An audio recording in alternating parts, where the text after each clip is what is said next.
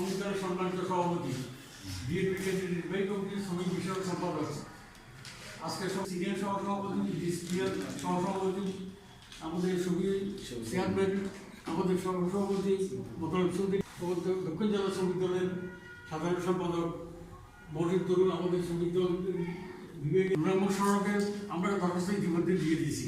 নম্বর সড়কস্থ পাহাড়িগুলির সামনে শ্রমিক জমায়েত করার জন্য আমরা আমাদেরকে পারমিশন চেয়েছি, পারমিশন না ইনফরমেশন দিয়েছি এবং আমাদের নেতা ডক্টর আব্দুল্লাহ রহমান প্রধানমন্ত্রী হিসেবে উপস্থিত থাকবেন। উনি সম্পর্কে বলতে চাচ্ছি সেটা হচ্ছে এখন মানুষের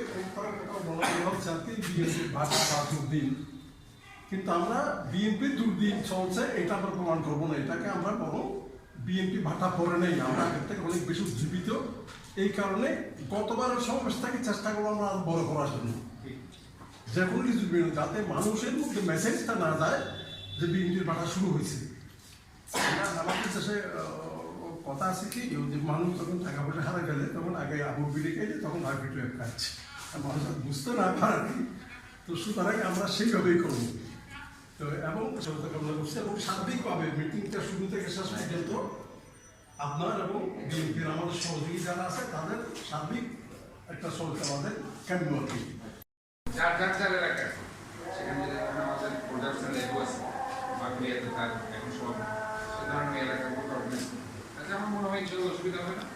আর এই অন্য আরও যে ব্যাপারগুলো লাগে আনুষাঙ্গিক অন্য যে ফ্যাক্টরগুলো সেখানে ইনশাল্লাহ আমরা তো আছি, চিন্তার কিছু নেই। আমাদের প্রোগ্রাম ইনশাল্লাহ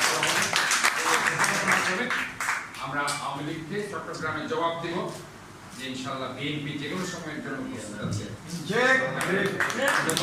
এই সরকারের বিরুদ্ধে আন্দোলন করার জন্য। ধন্যবাদ সবাই।